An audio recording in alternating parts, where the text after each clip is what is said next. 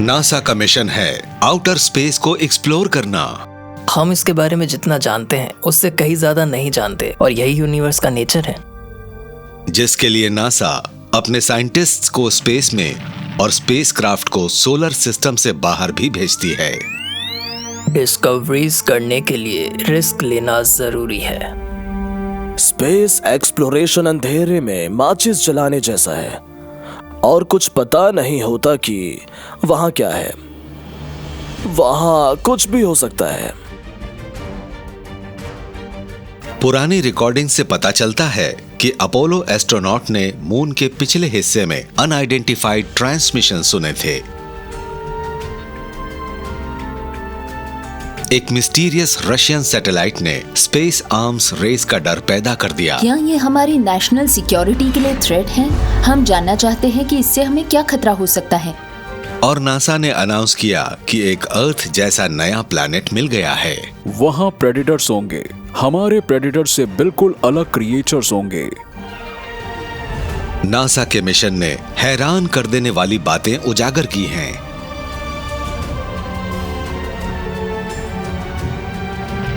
जो अच्छे से अच्छे साइंटिस्ट को परेशान कर रही है। ये हैं साइंस डॉक्यूमेंट्स मिस्ट्रीज की अनएक्सप्लेन्ड फाइल्स। अपोलो 10 का मिशन कंट्रोल से कांटेक्ट टूट गया और एक अनआइडेंटिफाइड रेडियो सिग्नल मिला। वहां कुछ जरूर था। मिशन के अर्थ पर लौटने पर सारे रिकॉर्ड्स क्लासिफाई कर दिए गए। टेप से पता चला कि एस्ट्रोनॉट्स एक ऐसे फिनोमिना के बारे में बात कर रहे थे जिसके बारे में उन्होंने मिशन कंट्रोल को नहीं बताया था।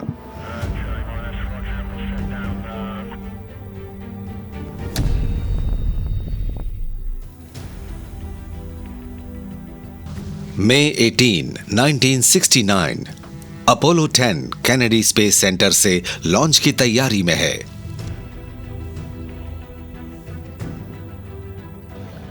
अपोलो 10 एक्चुअली अपोलो 11 की लूनर लैंडिंग की रिहर्सल थी। उन्होंने वो सब किया जो अपोलो 11 को करना था, बस मून की सरफेस पर नहीं उतरे। ये उस वक्त का सबसे कॉम्प्लिकेटेड मिशन था।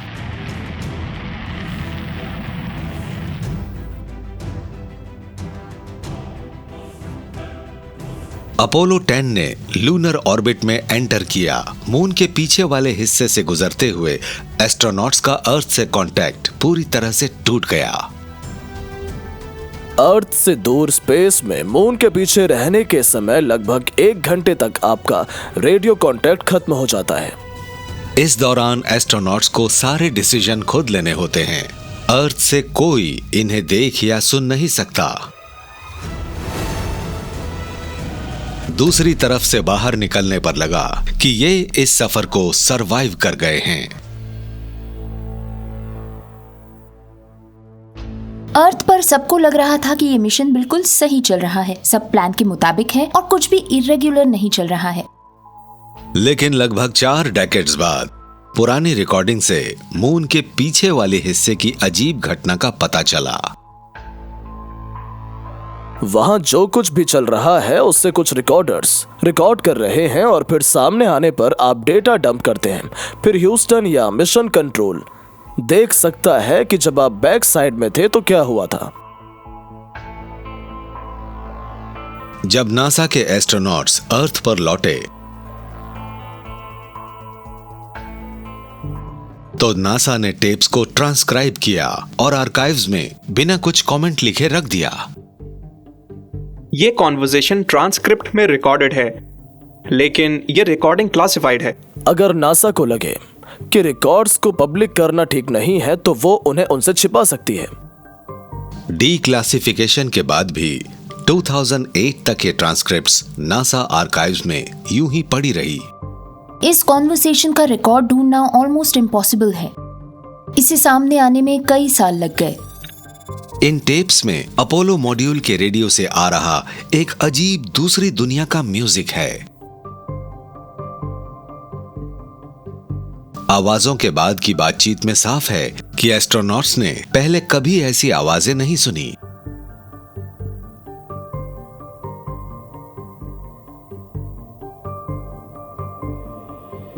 अपने हेडसेट में इन्हें वो वू वू जैसा शोर लग रहा था।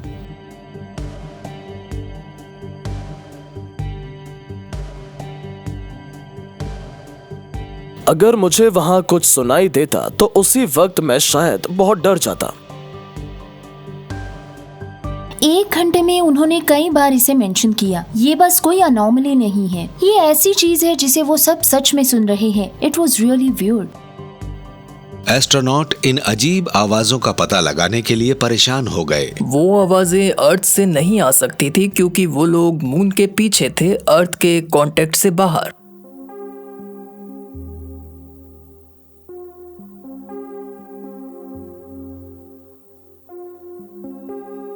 वो मून के पीछे थे। क्या पता, हो सकता है वहां कोई हो। क्या ये कोई एलियन सिग्नल था? क्या हम वही सुन रहे थे? लगभग 1 घंटे के ट्रांसमिशन के बाद आवाज बंद हो गई।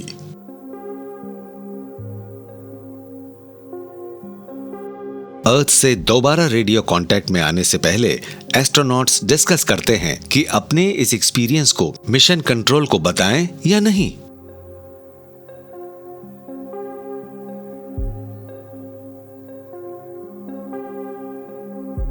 अपोलो 10 की आवाजें कई डेकेड्स तक एक मिस्ट्री बनी रही, पर हाल ही में एक और नासा प्रोब ने वैसे ही कुछ सिग्नल्स पिकअप किए।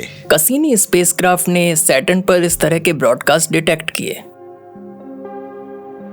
और उनमें से कुछ साउंड्स तो सचमुच स्ट्रेंज हैं। कई बार तो वो अजीब एलियंस स्पीसीज जैसी भी लगती हैं।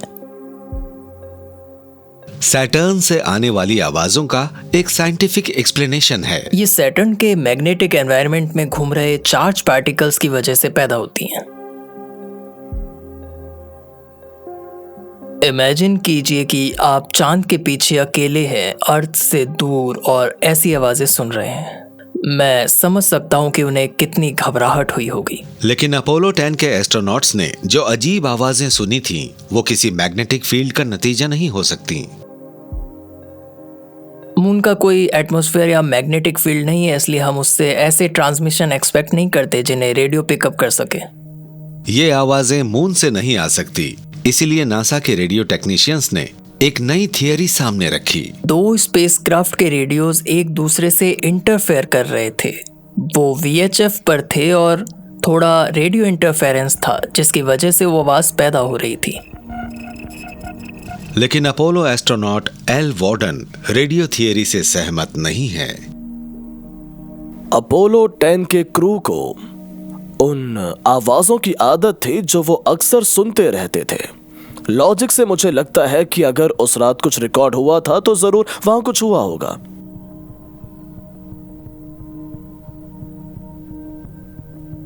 अपोलो 10 के एस्ट्रोनॉट्स ने उन आवाजों को भी पब्लिकली डिस्कस नहीं किया। अगर आप एक एस्ट्रोनॉट हैं और आपको अजीब आवाजें सुनाई देने लगे तो आप क्या करेंगे? उन सबको डर था कि अगर उनकी दिमागी हालत पर जरा भी शक हुआ तो उन्हें दोबारा नहीं भेजा जाएगा, इसलिए उन्होंने किसी से कुछ नहीं कहा। आज तक कोई नहीं जानता कि अपोलो 10 की इन रिकॉर्डिंग्स में जो आवाजें हैं वो कहां से आई। मुझे लगता है कि अपोलो 10 पर उन्होंने जो आवाजें सुनी थी उनकी कोई बिल्कुल साफ वजह है जो हम अब तक पता नहीं लगा पाए हैं। मुझे लगता है कि हम इसे नहीं समझ रहे।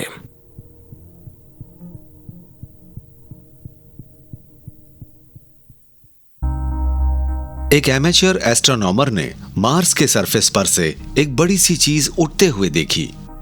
240 किलोमीटर से भी बड़ी, यानी माउंट एवरेस्ट की ऊंचाई से 25 गुना ज्यादा। कोई नहीं जानता कि ये क्या है।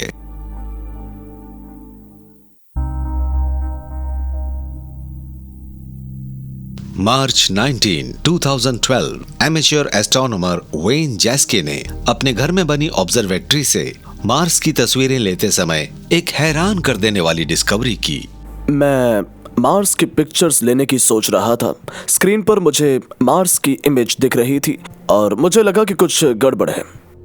मुझे उस पर एक स्पॉट दिखा जिस पर ठीक से फोकस नहीं हो रहा था। वेन को पहले लगा कि ये सिस्टम की कोई खराबी थी। मैंने टेलीस्कोप चेक किया, मिरर्स को रियलाइन करने की कोशिश की, रिफोकस किया, लेकिन तब भी कोई गड़बड़ जरूर लग रही थी। ये कंफर्म करने के लिए कि कोई टेक्निकल एरर नहीं है, इन्होंने टेलीस्कोप को रात भर हाई डेफिनेशन इमेजेस रिकॉर्ड करने के लिए छोड़ दिया। अगले दिन डेटा को प्रोसेस करने के बाद मुझे अजीब बात नजर आई। मुझे समझ में नहीं आ रहा था कि वो कैसे पॉसिबल है, लेकिन मैंने उसे बार बार देखा और वो रियल था। वो सचमुच वहां मौजूद था। वो चीज प्लैनेट के साथ घूम रही थी और वो उसके लिम्स के ऊपर थी, लेकिन उसे वहां नहीं होना चाहिए था। अगर हम उसे इतनी दूर से देख पा रहे थे तो इसका मतलब है कि वो बहुत बड़ी चीज होगी।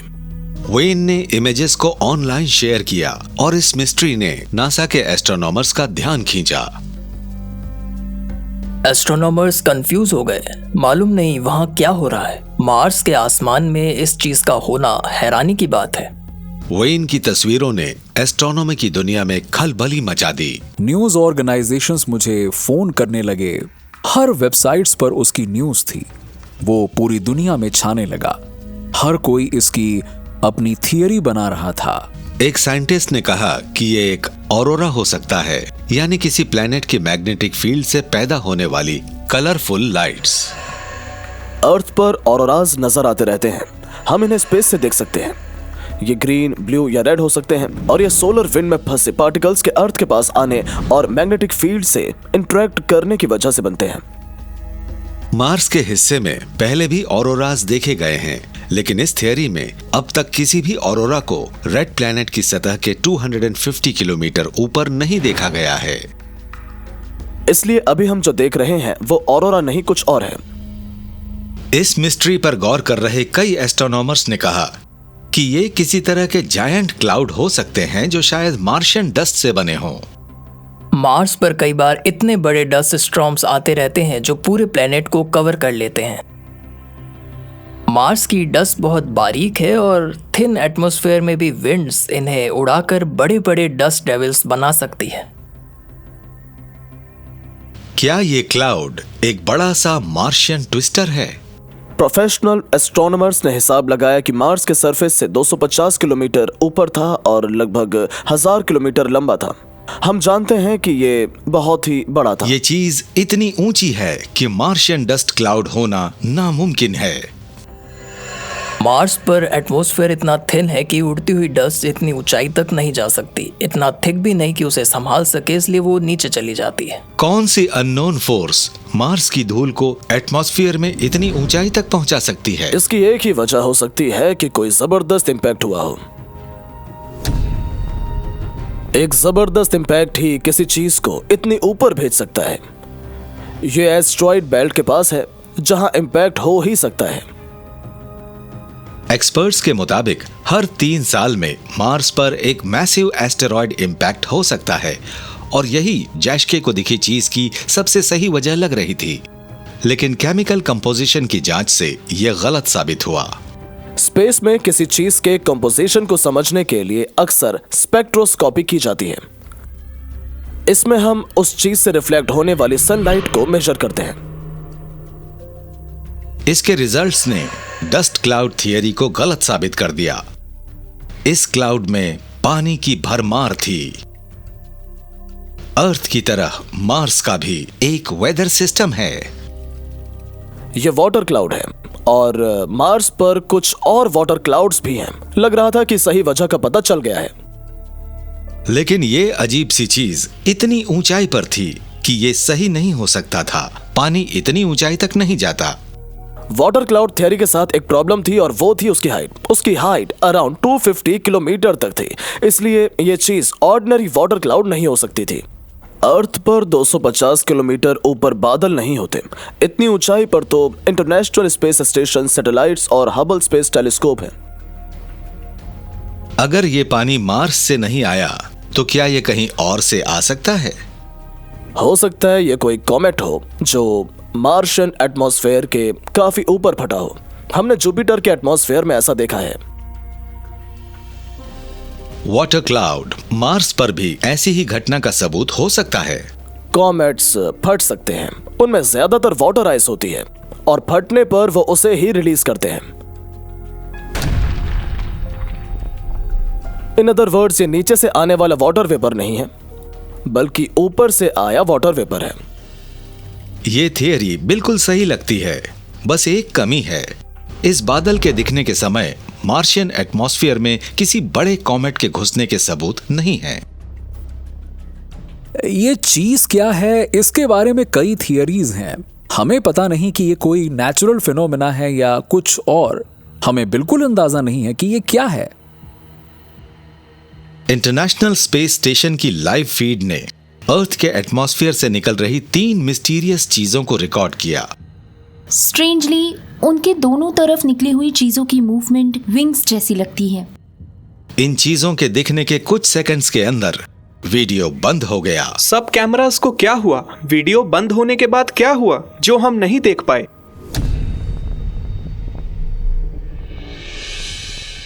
अर्थ से 300 किलोमीटर्स ऊपर है इंटरनेशनल स्पेस स्टेशन। अर्थ से इतनी दूर यहां का क्रू एक एलियन एनवायरनमेंट में रहता है। अर्थ पर कोई भी चीज आपको ऐसे एक्सपीरियंस के लिए तैयार नहीं कर सकती। जून 2015 इंटरनेशनल स्पेस स्टेशन पर नासा के एस्ट्रोनॉट स्कॉट कैली 7 space x dragon resupply mission के आने की तैयारी कर रहे हैं। आईएसएस के बाहर 4 हाई डेफिनेशन कैमरास आसपास के स्पेस पर लगातार नजर रखते हैं। लाइव वीडियो फीड में कुछ ऐसा दिखा जिसके बारे में अंदर बैठे एस्ट्रोनॉट नहीं जानते। शुरू में ये बस एक टिमटिमाती हुई छोटी सी चीज लगी, लेकिन थोड़ी देर में एक और चीज आई, फिर एक और देखते ही देखते वो मूव करने लगी और अचानक आपको लगा कि अरे यहाँ तो कुछ अजीब हो रहा है। इन चीजों के दिखने के कुछ सेकंड बाद ही नासा का लाइव फीड बंद हो गया। आखिर कैमरास को क्या हुआ? वीडियो बंद होने के बाद ऐसा क्या हुआ जो हम नहीं देख पाए? नासा कोई वजह नहीं बता पाई और इंटरनेट पर इस फुटेज ने खलबली मचा दी। इस वीडियो में शुरू में आप इन चीजों को स्पेस में ऊपर जाते हुए देख रहे हैं। ये फ्लिकर कर रहे हैं, इनमें मूवमेंट है और ये बहुत कन्विंसिंग है। इनमें एक अजीब सी चीज है, इनके दोनों तरफ पंख जैसी चीजें निकली हुई हैं। इन्हें देखकर ऐसा लगता है कि वो विंग्स फ्लैप कर रहे हैं। इस अजीब मूवमेंट की वजह से इंटरनेट पर इन्हें स्पेस एंजल्स कहा जाने लगा। इन साइटिंग्स ने कुछ ऑब्जर्वर्स को आईएसएस से पहले के एक स्पेस स्टेशन सैल्यूट 7 की एक अजीब घटना की याद दिला दी। 1984 में कॉस्मोनॉट्स लियोनिड किजिम और ओलेग एटकॉफ सैल्यूट 7 स्पेस स्टेशन पर थे जब उन्हें स्पेसक्राफ्ट से बाहर एक ऑरेंज कलर की चीज दिखी थी। घबराहट में दोनों को लगा कि आग लग गई है और वो बाहर देखने के लिए खिड़की के पास आ गए। इसके बाद कहानी और अजीब हो गई। कॉस्मोनॉट्स ने पंखों वाले बड़े बड़े ह्यूमैनॉइड एंटिटीज देखने की बात कही जो स्टेशन के ठीक बाहर उड़ रहे थे। शुरू में इसे ज्यादा काम या दिमाग में ऑक्सीजन की कमी से होने वाला हेलुसिनेशन बताकर डिसमिस कर दिया गया, लेकिन फिर एक रिप्लेसमेंट क्रू के आने पर भी ऐसा ही हुआ और इस बार सभी 6 लोगों ने उन पंखों वाले अजीब ह्यूमनॉइड फिगर्स को स्पेस में उड़ते हुए देखा।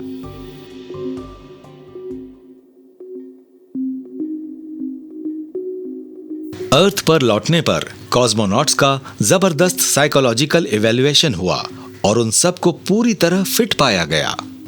सैल्यूट स्पेस स्टेशन के बाहर उन अजीब सी दिखने वाली चीजों को कई लोगों ने कई बार देखा था, इसीलिए मैं समझता हूं कि उन चीजों को सिर्फ एक ऑप्टिकल इल्यूजन नहीं माना जा सकता।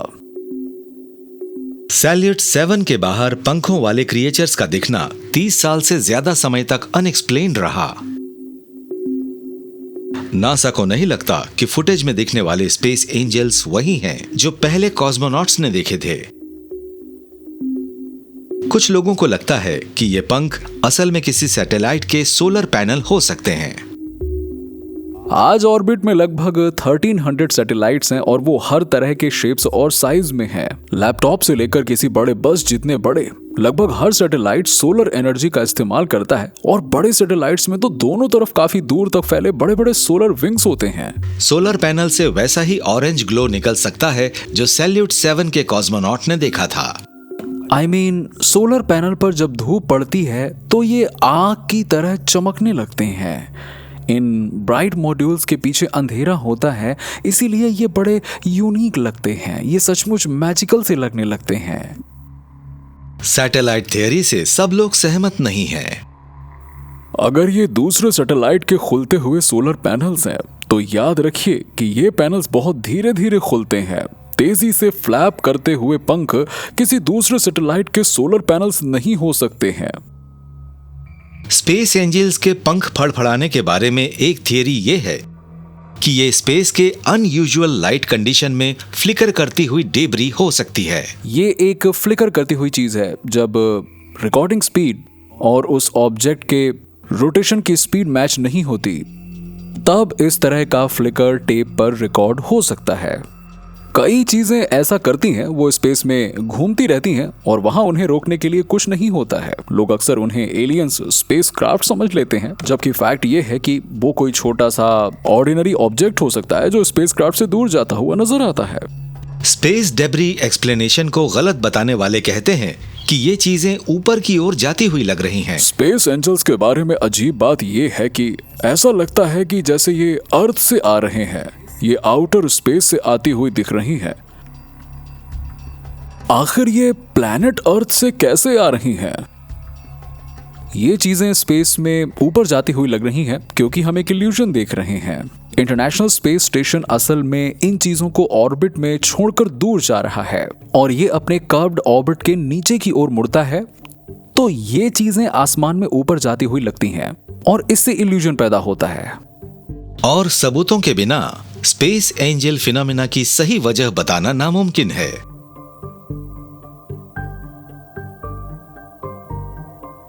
अर्थ की ऑर्बिट में एक अनजान चीज ने एक रशियन स्पेसक्राफ्ट का पीछा करना शुरू किया। अगर स्पेस में कोई मिस्टीरियस चीज अचानक सामने आ जाए और फिर ऐसे मनोवर करने लगे जैसे वो डायरेक्ट कंट्रोल में हो, तो लोग जरूर सवाल करेंगे। इस डिस्टर्बिंग अपीयरेंस ने स्पेस आर्म्स रेस का डर पैदा कर दिया। जब इस तरह का कुछ होता है तो नासा को जरूर फिक्र होती है। आज इंसान स्पेस को लगातार एक्सप्लोर कर रहा है, लेकिन स्पेस में कुछ और चीजें भी हैं और कुछ बहुत खतरनाक मकसद से हैं। मई 23, 2014 रशियन स्पेस एजेंसी ने अनाउंस किया कि वो 3 सैटेलाइट लॉन्च कर रही है। दुनिया में जो भी स्पेसक्राफ्ट लॉन्च करता है वो सबको बताता है कि वो क्या कर रहा है। आप इसी तरह से लॉन्च की सेफ्टी इंश्योर करते हैं और दूसरी कंट्रीज की सेफ्टी भी, ताकि कोई डिफिकल्टी या कोलिजन ना हो। 2496 से 2498 तक नंबर वाले सैटेलाइट्स रशियन कॉस्मोस सीरीज का हिस्सा हैं। Cosmos satellite military communication satellite की एक रशियन सीरीज है। इनका इस्तेमाल शिप्स और ग्राउंड फोर्सेस के मैसेजेस को भेजने के लिए होता है। 3 नए सैटेलाइट को ट्रैक कर रहे दुनिया भर के स्पेस इंथुसियास्ट्स ने कुछ ऐसा देखा जिसकी उम्मीद नहीं थी। अर्थ के ऑर्बिट में एक चौथी चीज दिखाई दी। जब रशिया ने 3 सैटेलाइट्स लॉन्च किए और सबको इसके बारे में बताया और उसके बाद एक चौथा सैटेलाइट भी नजर आया, तो ये बात सिर्फ मिस्टीरियस ही नहीं बल्कि डेंजरस भी हो सकती है। शुरू में एमेच्योर्स को लगा कि ये मिस्ट्री ऑब्जेक्ट स्पेस जंग है। लॉन्चेस और ऑर्बिट में ऑपरेशन से काफी स्पेस जंग पैदा होता है, लेकिन ये चीज अलग है। ऐसा लगता है जैसे ये एक फिक्स्ड मोशन में मूव कर रही है। यूएस डिपार्टमेंट ऑफ डिफेंस ने चौथी चीज को ट्रैक करना शुरू किया। उन्हें हैरानी हुई कि वो चीज जैसे अपनी मर्जी से मूव कर रही थी। ये वेदर सैटेलाइट्स या कम्युनिकेशन सैटेलाइट नहीं है, वो इतना ज्यादा मनोवर नहीं करते। अगर आपको स्पेस में कोई ऐसा ऑब्जेक्ट नजर आए जिसे कहीं से कंट्रोल किया जा रहा हो, तो इसके बारे में कई तरह के सवाल उठ सकते हैं। ये मिस्ट्री और गहरी हो गई जब लगा कि वो चीज दूसरे रशियन स्पेसक्राफ्ट से जुड़ रही थी। अगर रशियंस के पास बहुत ज्यादा मैनूवर स्पेसक्राफ्ट, सैटेलाइट्स या कोई और चीज है जो ऑर्बिट बदल सकती है, दूसरे सैटेलाइट्स के पास जा सकती है, तो फिर वो बहुत कुछ कर सकती है। वो चीज दूसरे सैटेलाइट्स का रिपेयर स्टेशन या रिफ्यूलिंग स्टेशन या कुछ भी हो सकती है। बार बार जानकारी मांगने पर भी रशियन ने उस अनजानी चीज के बारे में कुछ भी कहने से इनकार कर दिया। रशियंस का यही तरीका है कि हर चीज को रिफ्यूज कर दो और कुछ भी एक्सेप्ट ना करो। रशियंस ने कुछ नहीं बताया, उनका बिहेवियर यही था कि यहाँ से जाओ, यहाँ कुछ नहीं है। मैंने उनकी इस बात पर कभी यकीन नहीं किया। वैसे भी मैं उनकी किसी बात पर बिलीव नहीं करती। मुझे लगता है हमें इस बात को सीरियसली लेना चाहिए। वेस्टर्न वर्ल्ड के सामने ये खतरा है कि वो अनआइडेंटिफाइड ऑब्जेक्ट एक नए तरह का स्पेस वेपन हो सकता है। एंटी सैटेलाइट वेपनरी का आइडिया उस समय का है जब पहली बार सैटेलाइट्स डेवलप हुए थे। तब दूसरों के सैटेलाइट्स को कई बार डिस्ट्रॉय भी कर दिया जाता था। सैटेलाइट्स को खत्म करने के लिए जेम्स बॉन्ड लेजर बीम्स की जरूरत नहीं है। ऑर्बिट में चीजें बहुत तेजी से घूमती हैं और वहां किसी चीज को डिस्ट्रॉय करने के लिए बस उसके सामने किसी और चीज को रख देने की जरूरत होती है। अगर रशिया का मिस्ट्री ऑब्जेक्ट एक सैटेलाइट किलर है तो इससे स्पेस आर्म्स रेस शुरू हो सकती है।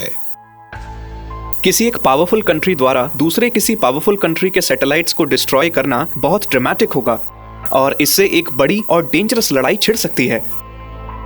अगर यह बढ़ती हुई टेंशन के समय में होता तो इससे वॉर शुरू हो सकती थी।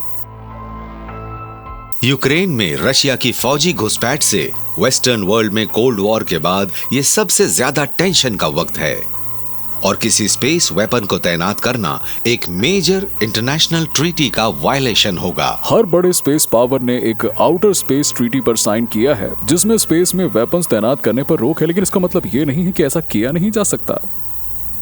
वेस्ट से 7 महीने तक लगातार बढ़ते प्रेशर के बाद रशिया ने आखिरकार कमेंट किया।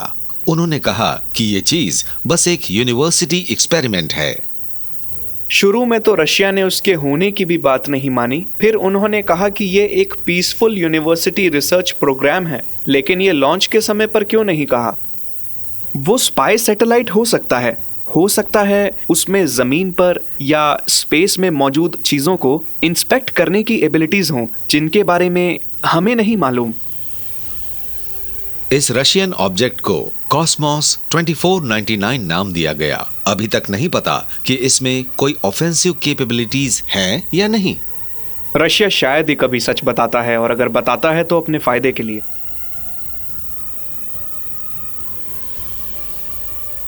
नासा का न्यू होराइजन्स प्रोब जब ड्वार्फ प्लैनेट प्लूटो के पास पहुंचा तो मिशन कंट्रोल से उसका कांटेक्ट टूट गया। लगभग 1.5 सेकंड में स्पेसक्राफ्ट से हमारा सारा कम्युनिकेशन खत्म हो गया। अब नासा को $700 मिलियन के मिशन को बचाने की कोशिश करनी है। पूरा मिशन पलक झपकते ही खत्म हो सकता है।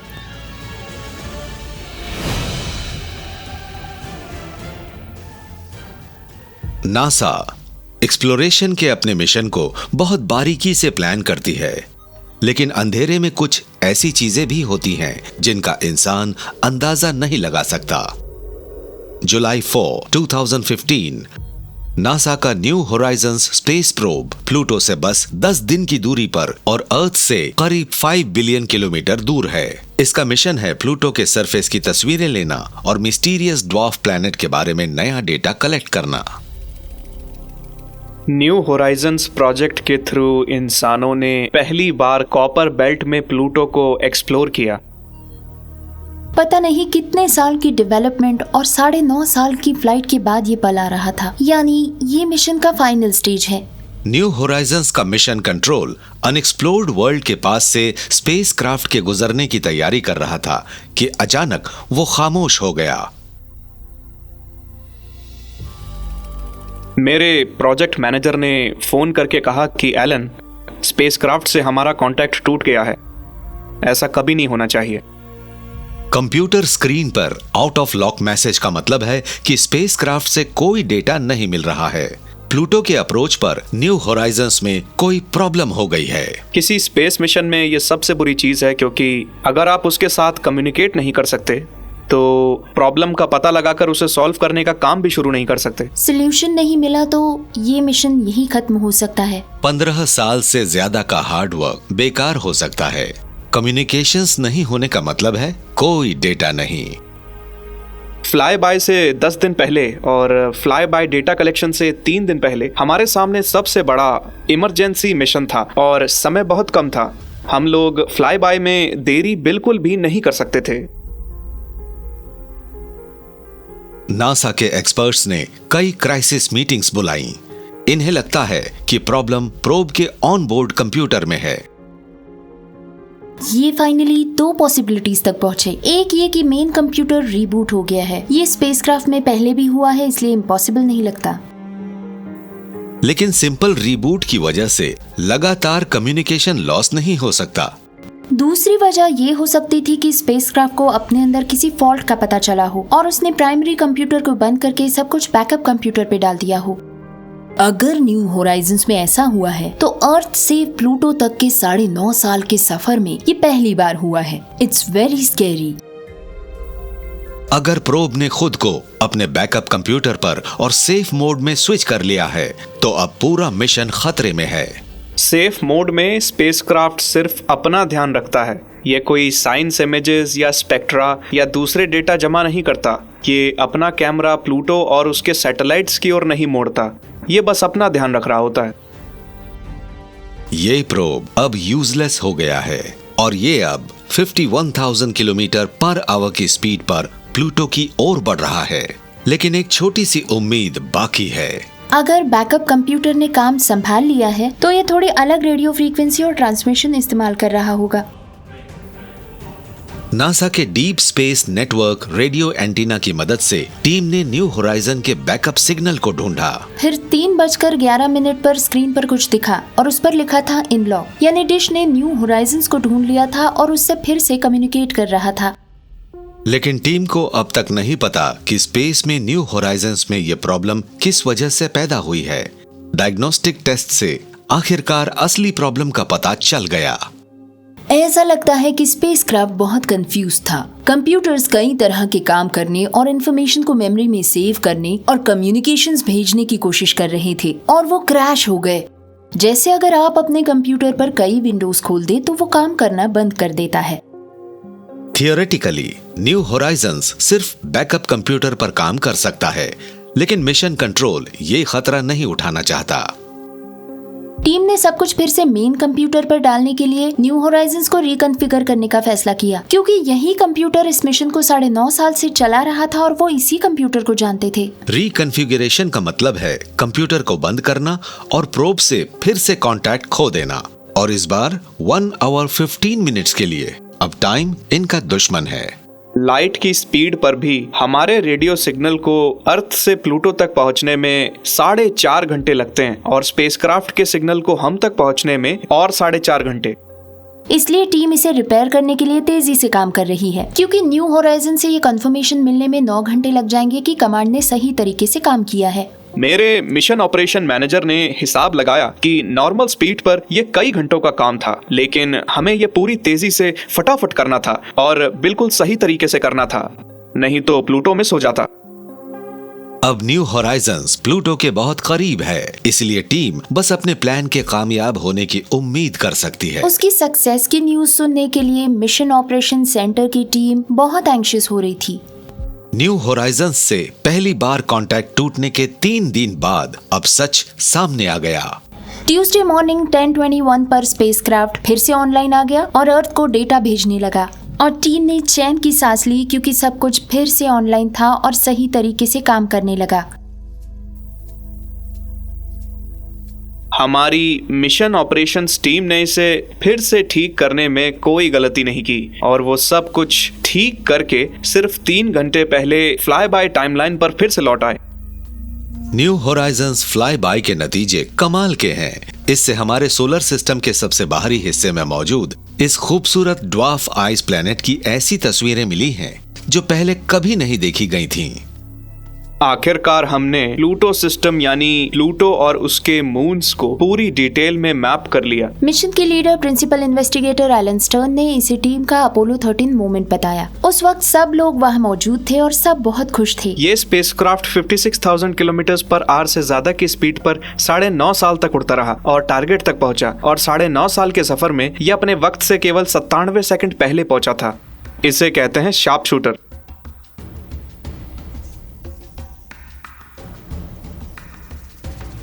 नासा के एक टेलीस्कोप ने स्टार्स को भी तबाह करने वाली एक फोर्स का पता लगाया। ये हमारी नज़र में आई अब तक की सबसे पावरफुल और डिस्ट्रक्टिव इवेंट्स में से एक है। ये फिनोमिनन किसी की समझ में नहीं आ रहा। ये नई टेरिटरी है और गाइड करने के लिए हमारे पास कोई थ्योरीज नहीं है। फिर दो कमाल के साइंटिस्ट्स ने कहा कि ये एक इंटरस्टेलर गेटवे का एग्जिट हो सकता है। तो क्या हमने वर्म होल से बाहर आती कोई चीज देख ली है? अगर सचमुच ऐसा है तो ये बड़ी न्यूज है।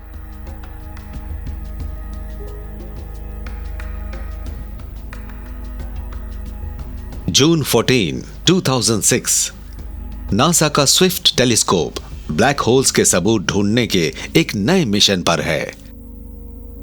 ये अर्थ से 1.6 बिलियन लाइट ईयर्स दूर इंडस कॉन्स्टेलेशन पर फोकस कर रहा है। डीप स्पेस में देखते समय इस एनर्जी के जबरदस्त बर्स्ट कॉस्मिक रेज दिखें जो सीधे टेलीस्कोप से टकराएं। ये नोन यूनिवर्स में सबसे पावरफुल एक्सप्लोजन है, एक गामा रे बर्स्ट। कुछ ही पलों में इससे इतनी एनर्जी निकली जितनी सन के पूरे 10 बिलियन ईयर्स के लाइफ टाइम में भी नहीं निकलेगी। हमें पता है कि गामा रे बर्स्ट क्यों होते हैं। ये उस वक्त होते हैं जब कोई सुपरनोवा होता है। सुपरनोवा किसी स्टार के मरने पर होने वाला एक बहुत ही जबरदस्त एक्सप्लोजन है। सुपरनोवा बिग बैंग के बाद के सबसे बड़े एक्सप्लोजन्स हैं क्योंकि इनमें बड़ा सा स्टार अचानक बर्स्ट हो जाता है। ऐसे होने पर इतनी एनर्जी निकलती है जो गैलेक्सी के सभी दूसरे स्टार्स से ज्यादा होती है। दूसरे गामा रे बर्स्ट तब होते हैं जब दो पल्सार्स आपस में कोलाइड होकर एक दूसरे से मिल जाते हैं। पल्सार्स बड़े बड़े स्टार्स के डेड रेलिक्स हैं जो स्पेस में घूमते रहते हैं। जब वो तेज रफ्तार से आपस में टकराते हैं तो जबरदस्त गामा रे बर्स्ट पैदा करते हैं। लेकिन स्विफ्ट टेलीस्कोप ने जिस गामा रे बर्स्ट का पता लगाया है वैसा आज तक नहीं देखा गया। ये 102 सेकंड्स तक चला, जो पल्सर कोलिजन से बहुत ज्यादा और सुपरनोवा से बहुत कम है। हम नॉर्मली एक लॉन्ग ड्यूरेशन बर्स्ट देखते हैं जो ऑलमोस्ट 2000 सेकेंड्स का होता है। दूसरी तरह के बर्स्ट जो यूजुअली देखते हैं वो ऑलमोस्ट 2 सेकंड के होते हैं। ये बिल्कुल सेंटर में है और बहुत यूनिक है। ये पर्टिकुलर गामा रे बर्स्ट सचमुच एक पजल है। इस बर्स्ट की लोकेशन ने इस मिस्ट्री को और गहरा कर दिया। ये हमारी नज़र में आए अब तक के सबसे पावरफुल डिस्ट्रक्टिव इवेंट्स में से एक है और ऐसा लगा कि ये अचानक ही हुआ। इस बर्स्ट का नंबर है 060614, लेकिन इसकी कोई ठोस वजह का पता नहीं चला। ये किस वजह से हो सकता है? आखिर खुले स्पेस में इतनी जबरदस्त ताकत कैसे रिलीज हो सकती है? साइंटिस्ट ये पता लगाने की कोशिश कर रहे हैं। ये नई टेरिटरी है और इसमें हमें गाइड करने के लिए कोई थ्योरी नहीं है।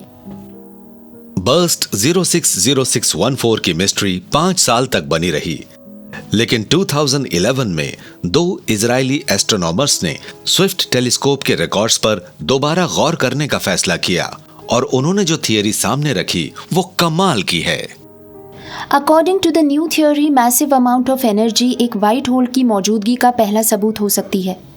थियरी के मुताबिक व्हाइट होल वो चीज है जो ब्लैक होल के दूसरी तरफ होती है। ब्लैक होल हर चीज को अंदर खींचता है, व्हाइट होल सब कुछ बाहर फेंकता है। शायद ये कोई व्हाइट होल था जो स्पेस में गैमा रेज छोड़ रहा था। एक ब्लैक होल और एक व्हाइट होल के बीच स्पेस में एक तरह का इंटरगैलेक्टिक शॉर्टकट हो सकता है। मेरा मानना है कि ये ब्लैक होल्स एक वर्म होल के जरिए व्हाइट होल्स से जुड़े होते हैं। आपने इंटरस्टेलर जैसी मूवीज में ऐसी साइंस देखी होगी। अगर ये एक वर्म होल का एग्जिट है तो ये एक गेम चेंजर है। थियोरेटिकली ये हमें यूनिवर्स में कहीं भी ले जा सकते हैं। लेकिन अगर आप इंटरस्टेलर वेकेशन की सोच रहे हो तो शायद अभी आप नहीं जा सकते। साइंस फिक्शन फिल्म्स में पॉपुलर होने के बाद भी वर्म होल ट्रैवल बहुत अच्छा नहीं होगा। जैसे ही आप ब्लैक होल में घुसेंगे आप स्पैगेटी जैसे हो जाएंगे। आप लंबाई में इतने ज़्यादा खिंच जाएंगे कि आप बिल्कुल न्यूडल जैसे बन जाएंगे। पहली बार देखने के लगभग 10 साल बाद भी बर्स्ट 060614 एक मिस्ट्री बना हुआ है। क्या ये सचमुच व्हाइट होल की वजह से है? किसी को नहीं पता।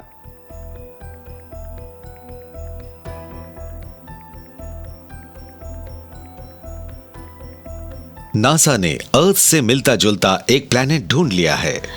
ये बहुत ही जबरदस्त खबर है। जब नासा किसी को अर्थ 2.0 कह रहा हो तो ऑब्वियसली ये कोई बड़ी बात है। ये डिस्कवरी साइंस के कुछ सबसे बड़े सवालों के जवाब दे सकती है। इससे हमें पता चलता है कि डिस्टेंट फ्यूचर में हमारा प्लेनेट कैसा दिख सकता है। लेकिन अगर ये हमारी दुनिया का फ्यूचर है तो बहुत बुरा है। सोच लीजिए ये खत्म होती दुनिया है, इसके पास बहुत थोड़ा सा वक्त है। बहुत दूर मौजूद स्टार्स की रोशनी को हम तक पहुंचने में कई 100 साल लग सकते हैं। उन्हें देखना डिस्टेंट पास को देखने के बराबर है। फ्यूचर में देखने के मौके बहुत कम होते हैं। नवंबर 12, 2009 हमारी गैलेक्सी में अर्थ जैसे प्लैनेट को ढूंढने के मिशन पर 8 महीने बाद केपलर स्पेस टेलीस्कोप ने केपलर 452 नाम के एक स्टार की ब्राइटनेस में हल्की सी कमी का पता लगाया। लेकिन इसे एक अर्थ जैसा प्लैनेट डिक्लेयर करने से पहले इसे वैलिडेट करना होगा, जिसमें सैकड़ों घंटे लगते हैं। सभी दूसरी पॉसिबिलिटीज को रूल आउट करने के बाद ही ये कंफर्म हो सका कि ब्राइटनेस में वो कमी एक प्लैनेट की वजह से हुई है और ये कोई फेक सिग्नल नहीं है। सारे इंडिकेशन से लगता है कि केपलर ने एक नई दुनिया ढूंढ ली है। कई बार मैं किसी मेजर डिस्कवरी तक पहुंचने वाली होती हूँ, लेकिन हम हर आखिरी पॉसिबिलिटी को भी ढूंढते हैं और फिर वो बात गलत साबित हो जाती है। लेकिन इस बार ये बात सच निकली। नासा ने नए प्लैनेट के मिलने की अनाउंसमेंट कर दी। शुरू से ही साफ है कि ये कोई ऑर्डिनरी वर्ल्ड नहीं है। पहली बात है इसकी लोकेशन। केपलर 452b बिल्कुल हैबिटल जोन में है, जिसे हम गॉडिलॉक्स जोन कहते हैं। न ज्यादा गर्म, न ज्यादा ठंडा, न ज्यादा ब्राइट, न ज्यादा डार्क। लाइफ के लिए बिल्कुल सही। और एनालिसिस से पता चला कि 452b पर सांस लेने लायक एटमॉस्फेयर हो सकता है, तो एक्साइटमेंट और बढ़ गई। सही टेम्परेचर्स और एटमॉस्फेयर के साथ मुमकिन है कि ये सरफेस लिक्विड वाटर के लिए सूटेबल जगह हो। और जब साइंटिस्ट्स ने केपलर 452 की रोशनी को इसके साथ जोड़कर देखा तो ये साफ हो गया कि इंसान की हुई ये डिस्कवरी अर्थ से सबसे ज्यादा मिलती जुलती है। पेरेंट स्टार की रोशनी हमारे अपने स्टार की लाइट की तरह ही है। इसमें भी वैसे ही रंगों का मिक्सचर है, इसलिए वहां भी अर्थ की तरह प्लांट्स में फोटोसिंथेसिस हो सकता है। शायद आप अर्थ के किसी प्लांट को वहां लगाएं तो वो वहां भी ग्रो हो सकता है। प्लांट लाइफ का मतलब है कि वहां ऑक्सीजन हो सकती है, और ऑक्सीजन का होना मतलब लाइफ का होना। लिक्विड वाटर, लाइट और लाइट के लिए सही टेम्परेचर के कमाल के कॉम्बिनेशन ने नासा को केपलर 452b को नया नाम देने के लिए इंस्पायर किया, अर्थ 2.0। ये बहुत ही जबरदस्त खबर है। जब नासा किसी को अर्थ 2.0 कह रहा हो तो ऑब्वियसली ये कोई बड़ी बात है। अगर देखा जाए तो केपलर 452b अर्थ से सबसे मिलती जुलती जगह है। अर्थ 2.0 में लाइफ के लिए जरूरी हर चीज है, लेकिन उस प्लैनेट की ज्यादा ग्रेविटी की वजह से वहां लाइफ अनयूजुअल फॉर्म्स में हो सकती है। वो प्लेनेट हमारे अर्थ से बहुत ज्यादा बड़ा है, इसलिए उसकी ग्रेविटी भी डबल है। क्रीचर्स पर इसका बहुत इंटरेस्टिंग असर पड़ सकता है। उनके लिए ये नॉर्मल होगा, लेकिन हम वहां जाएं तो चलना मुश्किल होगा, जैसे हमारे जूतों में सीमेंट लगा हो। लेकिन एवोल्यूशन से वहां के क्रीचर्स अडेप्ट हो सकते हैं।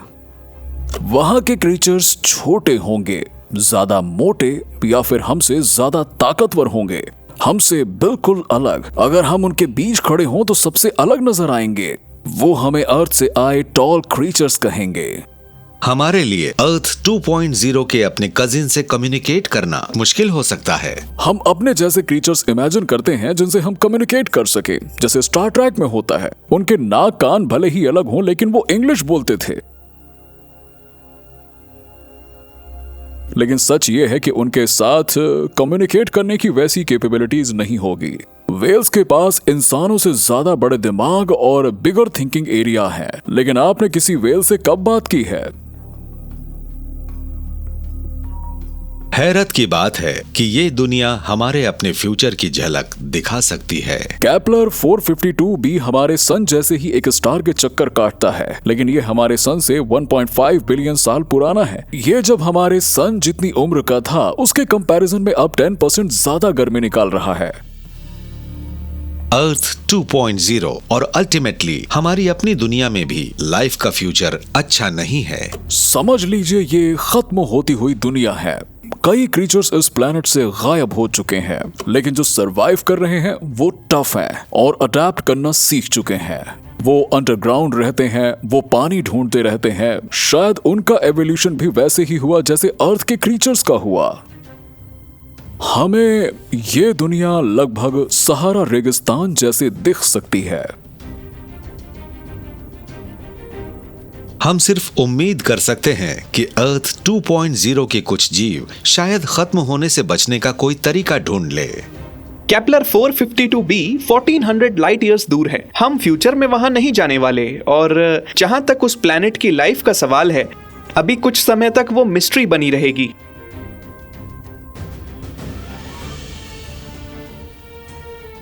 मून के पिछले हिस्से के पहले सफर के 4 डेकेड से भी ज्यादा समय के बाद अब भी कुछ साइट्स और साउंड्स की वजह समझ में नहीं आती। यहां तक कि हमारे सबसे नजदीकी प्लैनेटरी नेबर्स भी नई नई मिस्ट्रीज पैदा करते रहते हैं। इंसानों के कॉन्फ्लिक्ट्स हमारी अपनी दुनिया के ऊपर नए खतरे पैदा करते रहते हैं, और नासा के स्टार्स के एक्सप्लोरेशन से हमें उस फ्यूचर की झलक मिलती है जो एक दिन हमारा हो सकता है।